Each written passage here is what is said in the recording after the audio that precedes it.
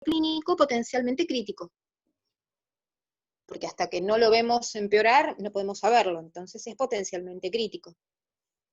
¿Por qué? Porque conocemos la historia de la enfermedad, sabemos que una parte de esos pacientes se pueden agravar seriamente. Entonces hoy lo que vamos a tratar de dilucidar un poco es justamente cómo nos vamos a parar frente a un cambio de mirada para poder tomar estos pacientes y evitar mayores complicaciones, porque una vez que se instala un cuadro grave, nosotros lo único que vamos a poder hacer es evitar que se sumen complicaciones y tratar de compensar algunas funciones vitales. Así que bueno, no me está pidiendo ingreso nadie más, así que yo calculo que seremos los que estamos hoy. Así que vamos a ir arrancando con esto, déjenme ver acá, grabar.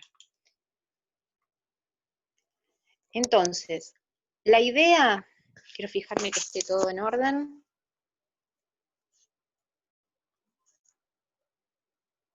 Que esté grabando, yo creo que sí.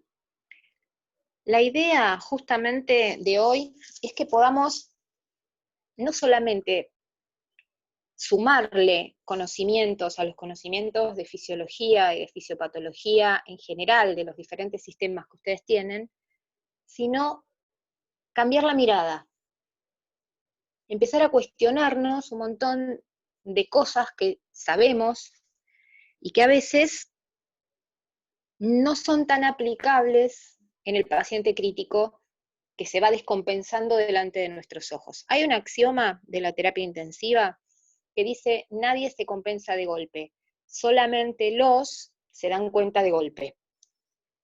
Es decir, que todos nuestros pacientes, de una manera u otra, nos van indicando alteraciones en sus diferentes sistemas, que nos van diciendo que el cuadro está empezando a ponerse cada vez más grave o cada vez más complejo.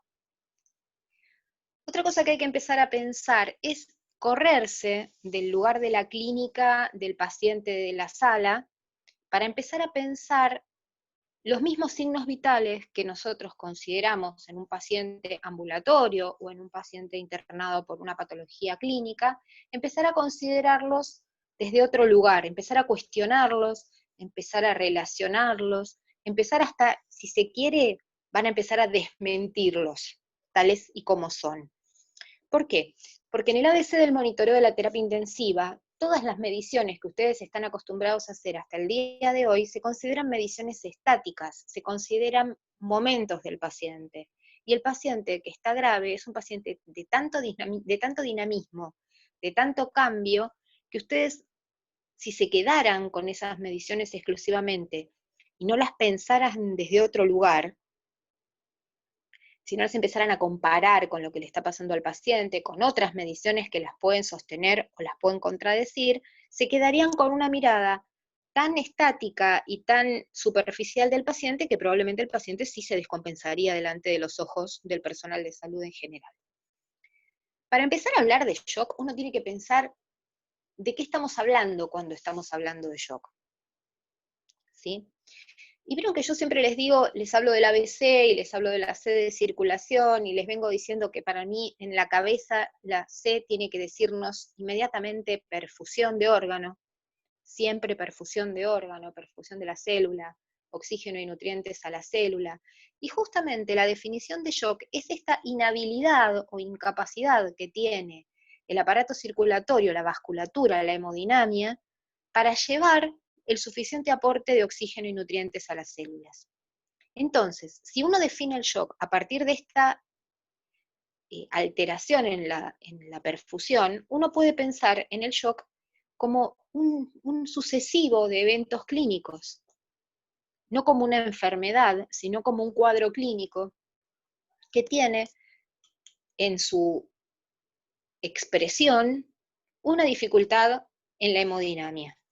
Luego iremos viendo esta dificultad en la hemodinamia, en la perfusión, qué características tiene y de dónde viene o cómo se produce en diferentes contextos de shock, porque hay diferentes contextos. Entonces, ¿qué es lo que nos vamos a tener que preguntar? Es, ¿por qué no está asegurado el aporte de oxígeno y nutrientes a los tejidos? Y fíjense que le puse la fecha para que vean que es una definición viejita, pero que sigue funcionando.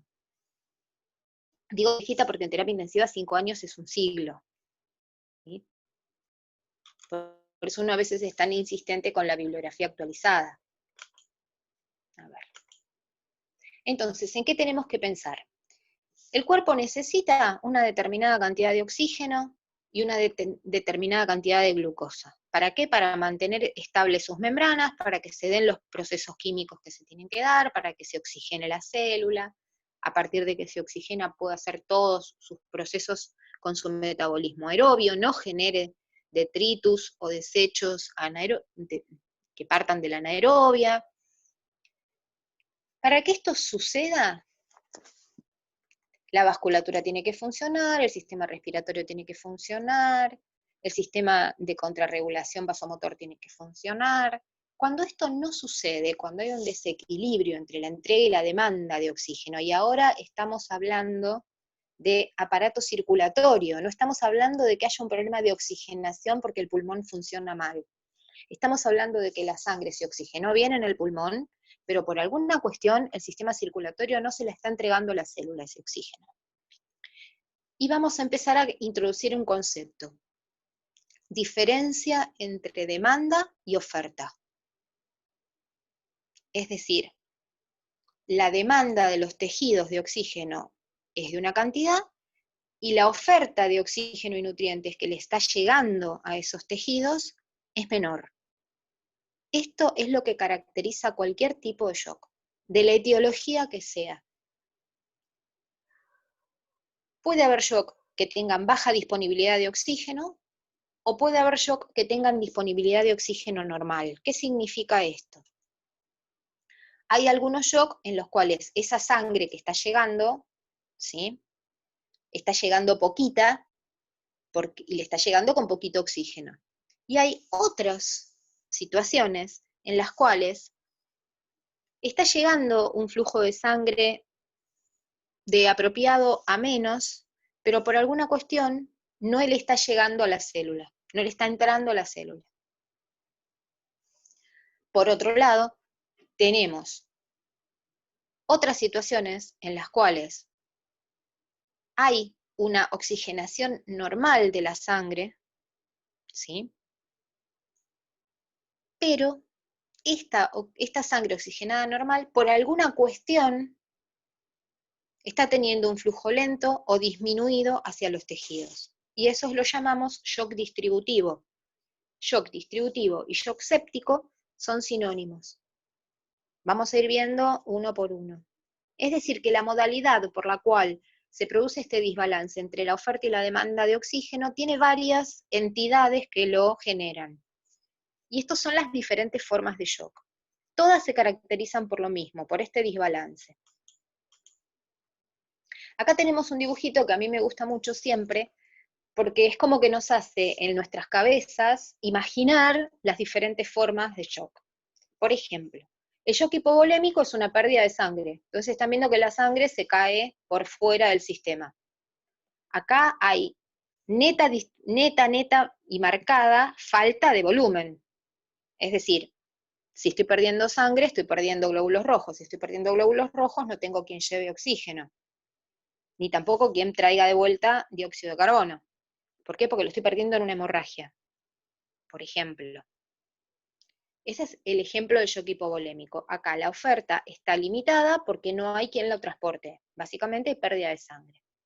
Luego tenemos el shock cardiogénico, que ustedes ya saben que puede ser un evento agudo, el evento agudo más grave que puede tener un paciente junto con un infarto masivo, que es que la bomba cardíaca no pueda, teniendo una precarga normal, o sea, una cantidad normal de sangre que le está llevando, ven que acá no hay ningún problema no está más chiquitito este vaso ni nada, le está llegando una precarga normal, pero esta bomba muscular cardíaca, por alguna cuestión, no la puede eyectar al sistema. Y esto que hace que se produzca lo que llamamos un shock obstructivo. Acá se frenó, quiere decir que va a aumentar la presión acá, que vamos a ver que se va a generar, como ya sabemos, edema de pulmón o edema general visceral, y hasta acá está aumentada la presión, listo, faltó sangre, faltó oxígeno y nutrientes. Y tenemos otra forma de shock, que es el shock distributivo o shock séptico, donde la sangre, el corazón funciona bien al principio, la cantidad de sangre es adecuada, no hay una obstrucción en el medio, sin embargo hay una fuga al exterior, al intersticio, o un flujo perezoso de sangre, con caída de la perfusión, sobre todo de la perfusión en la microperfusión, en los vasos pequeños, en la zona donde ya estamos pegaditos a la célula, ¿sí? Que hace que el flujo de oxígeno y nutrientes a la célula esté enlentecido o totalmente disminuido o inclusive abolido en algunas situaciones. Es decir, estas son las 4 formas más habituales de shock, ¿sí? Acá tenemos más o menos cómo se puede ver esto, si bien la diapositiva está en inglés y me gustan mucho los dibujos, ¿sí? ¿Cómo? En el shock obstructivo, por ejemplo, que es el típico shock en el cual, por ejemplo, hay un taponamiento pericárdico o una pericarditis, o algo que hace que el corazón no pueda latir con fuerza y no pueda eyectar la sangre, ¿sí? ¿Qué es lo que se produce? Esto que yo les decía, ¿sí? Un aumento de la presión a un lado del corazón y una disminución de la entrega de sangre al otro lado del corazón. Después tenemos directamente el shock cardiogénico, que es propiamente un problema de patología cardíaca, ¿sí? Hay una falla del ventrículo, una falla de la bomba. Y acá lo que sucede es que el corazón es insuficiente para vencer la resistencia de la aorta, por ende, no va a poder enviar la sangre al sistema. En el shock hipovolémico tenemos una pérdida de plasma o de volumen de sangre directamente, donde tenemos cortada en algún lado la cañería. Por ende, la reparación de la cañería sería, o frenar la hemorragia, sería el primer tratamiento, ¿sí? Y por último, el más complicado de todos, que lo vamos a ver un poco si llegamos hoy, y si no, lo vamos a ver el resto de la clase que viene, vamos a ir viendo cómo vamos viendo esto, que es el shock distributivo o shock séptico, ¿sí? Acá tienen un gráfico de torta, ¿sí? Donde muestran las proporciones de distribución en la población de los tipos de shock, y tienen, por ejemplo, el shock distributivo no séptico, y ahí entra el shock anafiláctico y el shock medular, que los vamos a ver como parte del shock distributivo. El shock cardiogénico en un 16%, el shock hipovolémico en otro 16%, algunos shock obstructivos de tipo el shock pericárdico, por ejemplo, el shock que digamos, tiene que ver con lo puramente cardíaco, ¿sí? Como el taponamiento pericárdico, o problemas en las venas, ¿sí? O en los ventrículos, pero que no dependen de la contracción, sino de la compresión del corazón o la ineficacia.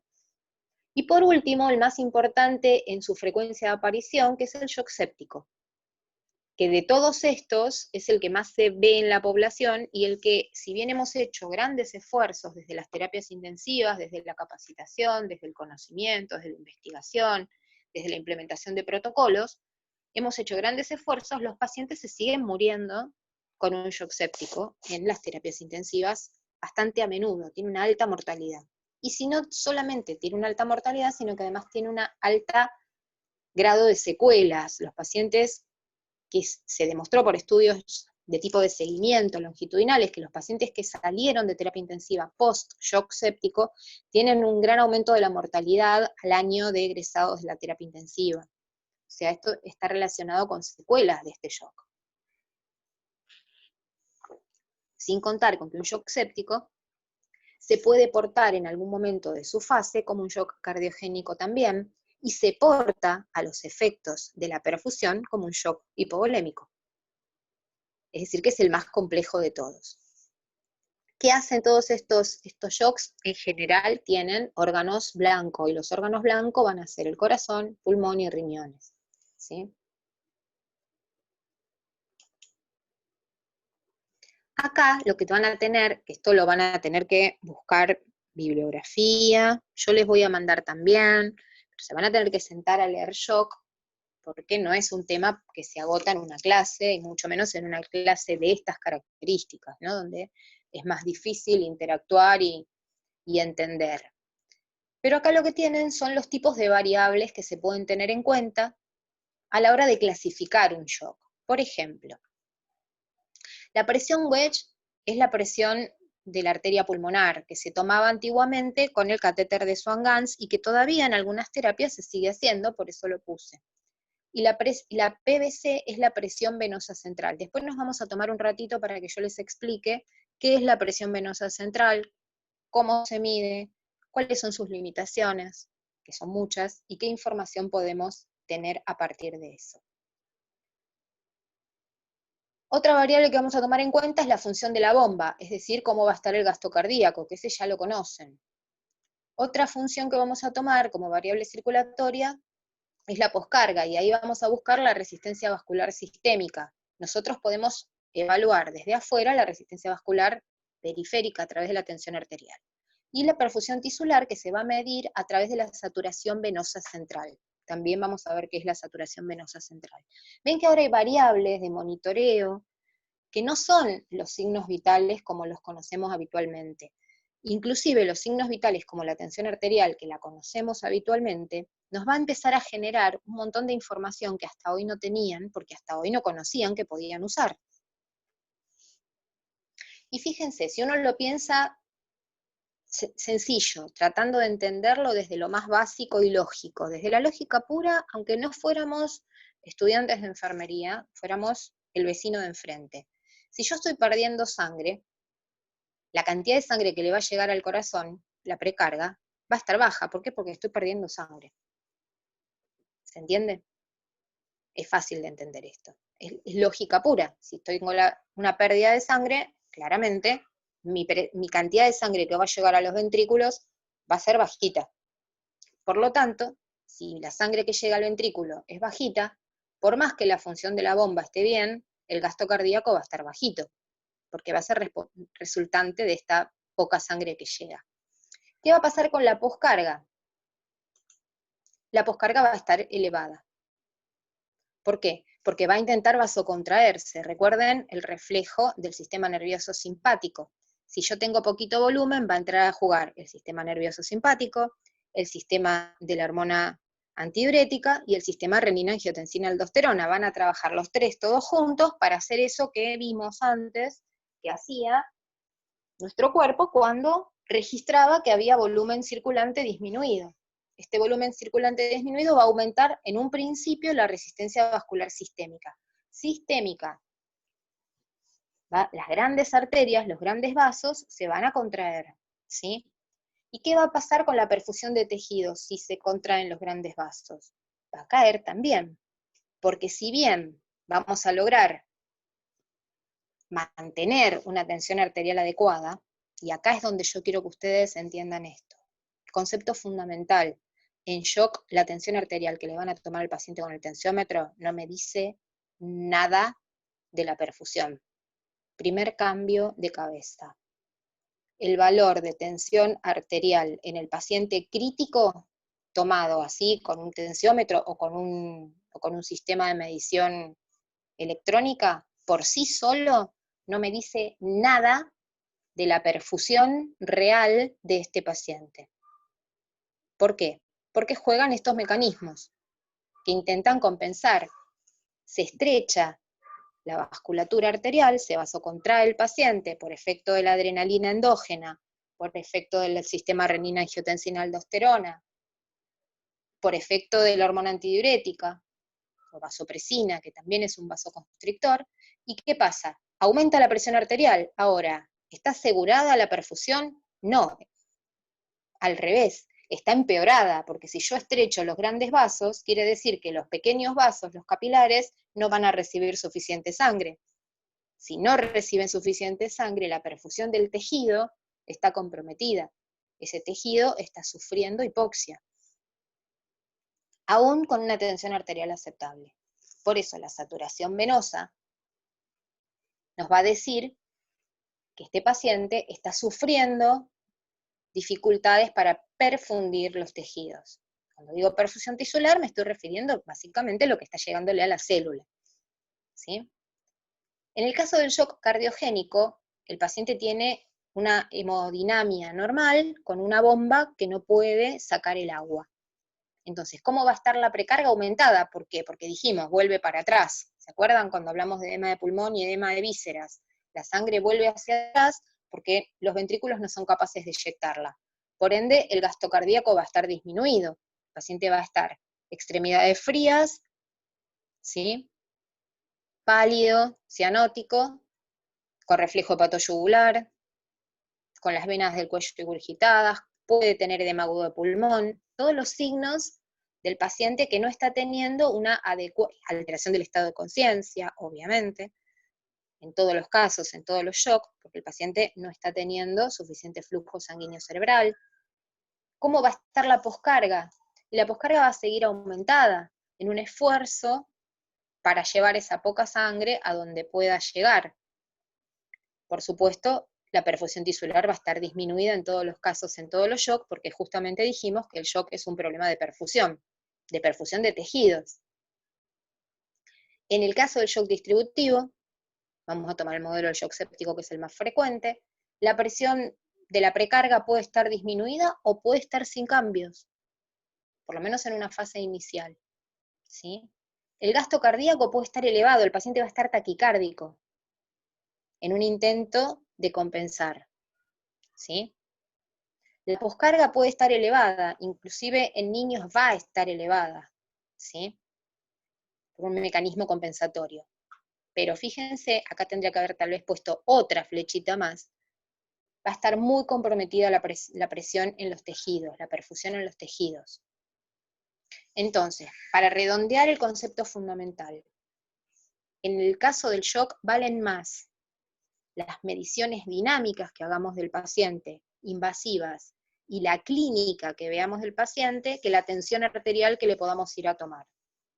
¿Por qué? Porque puede ser que esa medición estática, esa medición estática nos va a dar una falsa sensación de perfusión.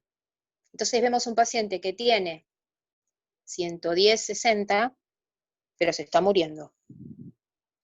Lo vemos frío, pálido, sudoroso, con la piel moteada, el relleno capilar disminuido, oligúrico, y decimos, ¿cómo puede ser que esté normotenso? Bueno, está normotenso porque hay otros mecanismos compensatorios que hacen que el paciente esté normotenso.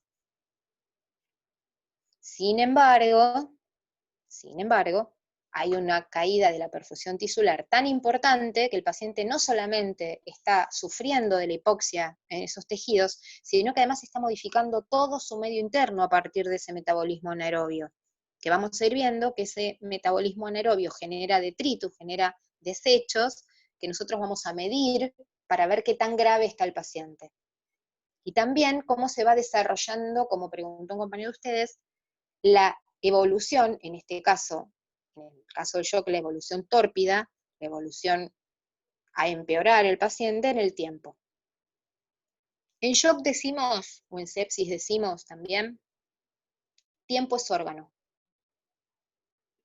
Por cada hora que pase sin tratamiento un paciente, hay una caída extrema de la perfusión de órganos. Entonces, hay muerte celular, con posible desencadenante de la falla multiorgánica, porque cuando se mueren muchas células se muere un tejido, cuando se muere un tejido se muere el órgano, y cuando se mueren varios órganos se muere el paciente. Y acá, aunque parezca que lo que yo estoy diciendo es casi una obviedad, estas cosas en la práctica cotidiana, a veces por desconocimiento de la importancia de la perfusión de órgano, se toman como medio a la ligera, porque el paciente hasta que sigue compensando parece que está mejor de lo que está. Entonces por ahí nos tomamos tiempos de cosas que no deberíamos tomarnos tiempo, deberían hacerse rápido, porque hacerlas rápido ha demostrado mejorar la sobrevida de los pacientes.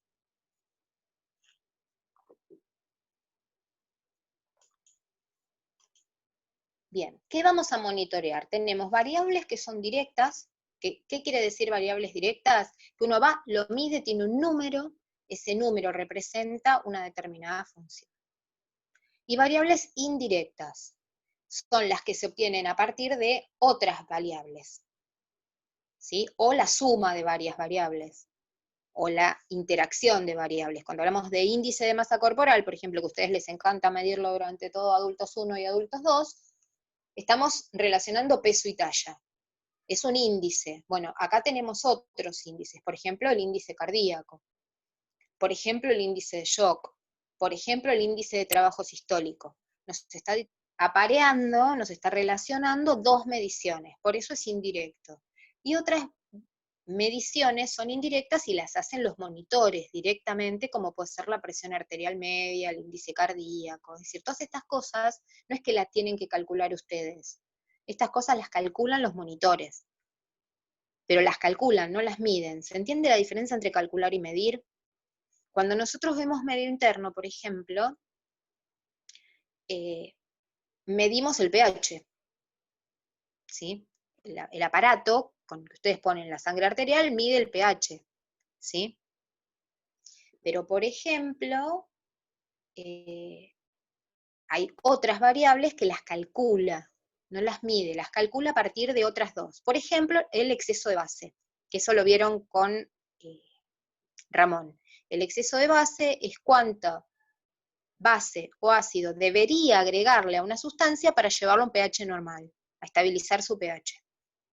¿Eso existe en la realidad? ¿El exceso de base es algo que esté adentro de la sangre y que yo lo pueda medir directamente? No, es un cálculo que hace el equipo de analista de gases, la máquina. Vos le pones la sangre y te calcula cómo debería estabilizarse el pH. Y el valor de exceso de base lo usamos para pensar qué tan alcalino o tan ácido está este paciente, o tan acidémico o alcalótico está este paciente.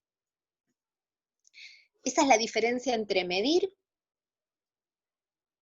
y calcular.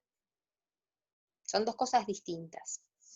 Ahora bien, a veces hay cosas que medimos que tampoco el número que le tomamos debería ser tomado como algo estático, sino que deberíamos usarlo para inferir otros valores. Y ahora, cuando nos reconectemos nuevamente, vamos a hablar de la presión venosa central y vamos a ver que nos da un número que nos